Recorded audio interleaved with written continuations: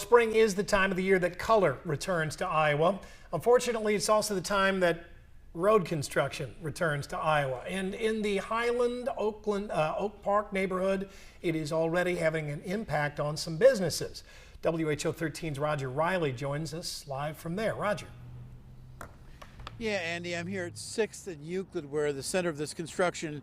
And today, basically, store owners have been hearing that this was going to be coming for some time. On Monday, the crews arrived here. It's been a little bit of a surprise. I got a text from another business owner who lives in the neighborhood with a picture of some concrete torn up that I just didn't know was going to happen right then and there. So there was a little bit of a scramble, but we just hadn't seen them here yet. You know, it's been this whole stretch from clear down at the bridge on Euclid, clear down to 2nd. So it was just a little bit of a surprise. There have been meetings and flyers put out about this Euclid Avenue construction coming here.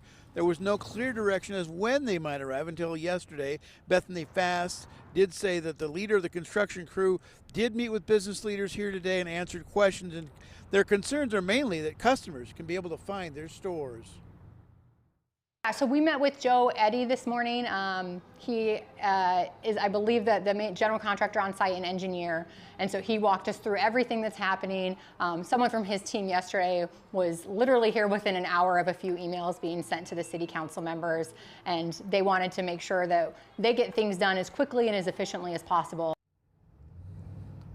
Now, the city has assured business owners that pedestrian traffic will be able to navigate here. They have an event coming here this weekend called the Earth Day Shop Hop. And then the following weekend, there's a big weekend for indie bookstores. And so the bookstore here will be drawing people, and they want the sidewalks and crosswalks to be open, and the city has assured that will happen.